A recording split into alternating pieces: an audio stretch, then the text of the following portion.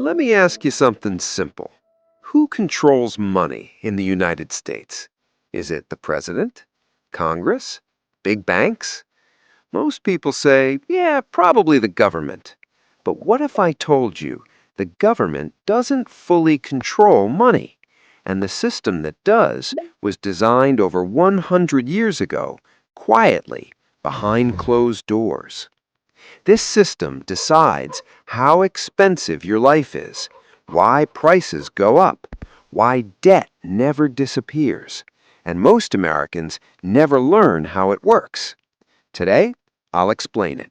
Very simply, like you're 5.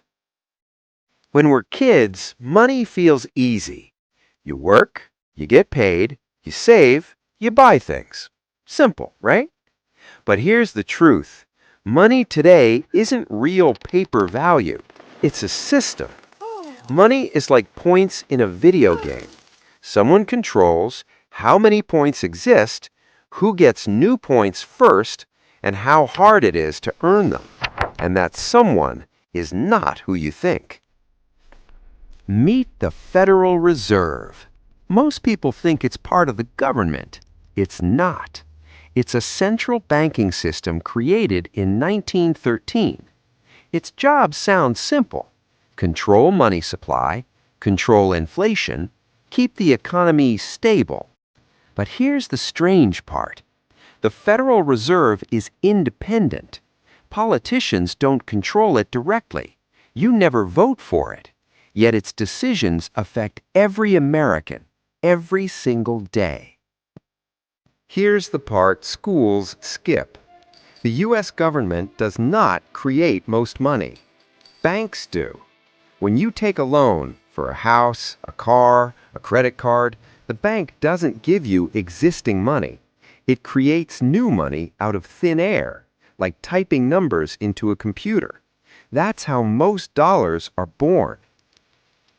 Every dollar is born as debt. That means money only exists if someone owes something. To pay interest, more debt must be created. So the system needs debt, or it collapses. This is why student loans grow, credit cards never end, and national debt keeps rising. Not because people are bad, because the system demands it. Ever notice how groceries cost more, rent keeps rising, and your paycheck feels smaller? That's inflation. When more money is created, but real things don't increase, prices go up. Imagine 10 kids sharing 10 cookies. Now suddenly there are 20 kids, same cookies. Each kid gets less. That's inflation. Here's the unfair part. New money doesn't go to regular people first. It goes to big banks, financial institutions, and Wall Street.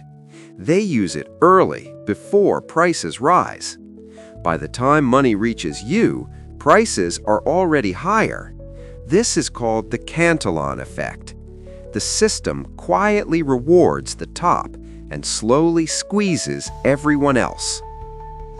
This isn't a secret evil plan. It's a system built for stability, control, and predictability. But systems don't care about feelings. They care about structure. And this structure encourages spending, punishes saving, and rewards leverage. It's like running on a treadmill. You move a lot, but stay in the same place. People blame themselves. I didn't work hard enough. I made bad choices. But many are playing a game they were never taught the rules to. When money loses value every year, doing nothing means falling behind. That's not laziness, that's math. You can't destroy the system, but you can understand it. And understanding gives you power. Simple rules. Learn how money works. Don't rely on cash alone.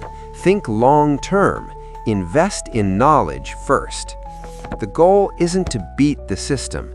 The goal is to stop being confused by it. Now you know the hidden system. Not to scare you, but to free you. Because the moment you understand money, money stops controlling you.